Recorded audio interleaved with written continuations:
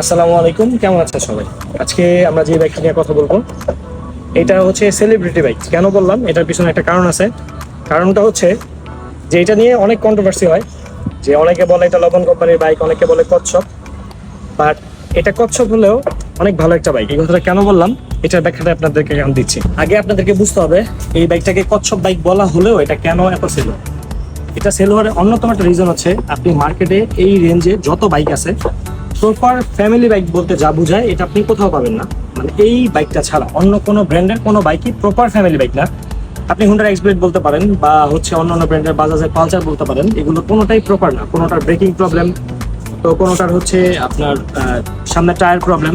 কিন্তু এইটা যারা ফ্যামিলি সহকারে রাইড করে তাদের জন্য একবার পারফেক্ট, বা যারা অফিসিয়াল রাইড করে তাদের জন্য। কারণ আপনি যখন আপনার ফ্যামিলি নিয়ে রাইড করবেন, আপনি ডেফিনেটলি একসাথে চালাবেন না, অবশ্যই আপনি তখন সেফটি মেনটেন করে চালাবেন।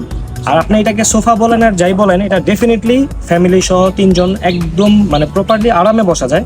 তো সেই ক্ষেত্রে এই বাইকটা একদম পারফেক্ট। এই বলুক, আপনি যখন আপনার ফ্যামিলির কথা চিন্তা করবেন, আপনার সেফটির কথা চিন্তা করবেন, একটা কমফোর্টেবল রাইডের কথা চিন্তা করবেন, তখন অ্যাভারেজ V3 বিকল্প কিছু নেই। আপনি যত কথাই বলেন, অনেক ইউটিউবার অনেক কথাই বলে, আমি যে সুনাম করতেছি বা দুনাম করতেছি বিষয়টা এরকম না। যেটাকে ভালো এটা ভালোই বলতে হবে, যেটাকে খারাপ ওইটা খারাপ বলতে হবে। কারণ আপনি যেই পারপাস ইউজ করবেন ওই পারপাস এই বাইকটা ছাড়া। আপনি যত কথাই বলেন 3 লাখ টাকা প্রাইস রেঞ্জের মধ্যে এইটাই বেস্ট।